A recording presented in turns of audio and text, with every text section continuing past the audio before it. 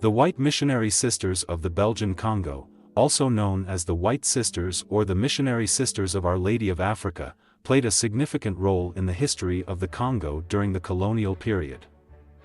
This Catholic religious order was founded in 1869 by Cardinal Charles Lavigary and focused on missionary work in Africa. The order's primary mission was to evangelize and provide social and educational services to the local population. In the Belgian Congo, the White Sisters established schools, hospitals, and other social institutions, aiming to improve the lives of the Congolese people. Their efforts included educating girls and women, providing medical care, and offering vocational training. However, their work was not without controversy. The missionary activities often went hand in hand with the colonial agenda, which included cultural assimilation and the suppression of traditional African practices and beliefs. The legacy of the White Missionary Sisters is complex, as their contributions to education and healthcare are acknowledged, but so are the implications of their role in the colonial project. Their presence in the Congo is a reminder of the intricate and often problematic relationships between missionaries, colonial authorities, and the local populations during the era of European imperialism in Africa.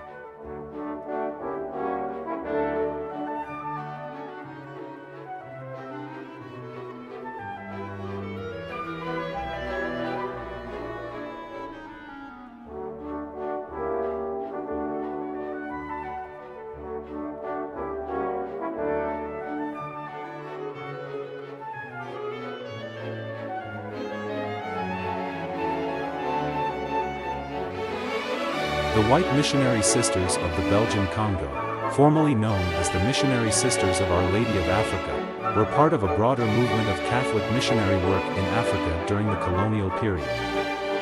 Here are some key aspects and further details about their activities and impact. 1. The order was founded by Cardinal Charles Lavigary in 1869, with the goal of evangelizing and providing social services in Africa. Lavigary also founded the White Fathers, a male counterpart to the White Sisters, emphasizing a comprehensive approach to missionary work. 2. The White Sisters established numerous schools, particularly for girls, at a time when education was often limited for females. They focused on teaching basic literacy, domestic skills, and Christian doctrine. 3. They set up hospitals and clinics, providing much-needed medical care. These facilities often served as centers for the treatment of tropical diseases, maternal care, and general health services. 4. In addition to education and healthcare, the White Sisters were involved in various social services, including vocational training, orphanages, and community support programs. Impact and controversies includes 1. Healthcare and education.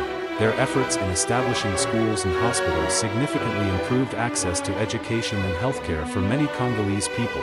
Empowerment of women, by focusing on the education of girls and women. The White Sisters contributed to the empowerment of a segment of the population that had been largely marginalized. Controversial aspects. 2. Cultural assimilation. The missionary work often included efforts to assimilate the local population into European cultural and religious norms, which involved discouraging or outright prohibiting traditional African practices and beliefs.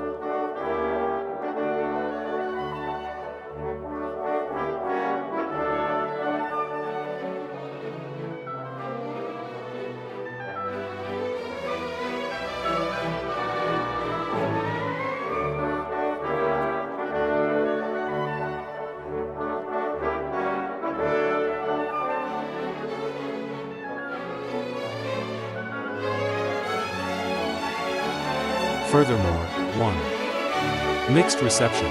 The legacy of the White Missionary Sisters in the Congo is mixed. On one hand, their contributions to education and healthcare are recognized as important developments in the social infrastructure of the region. On the other hand, their role in cultural assimilation and support of the colonial framework is viewed critically, especially in the context of post-colonial discourse. 2. Historical reflection.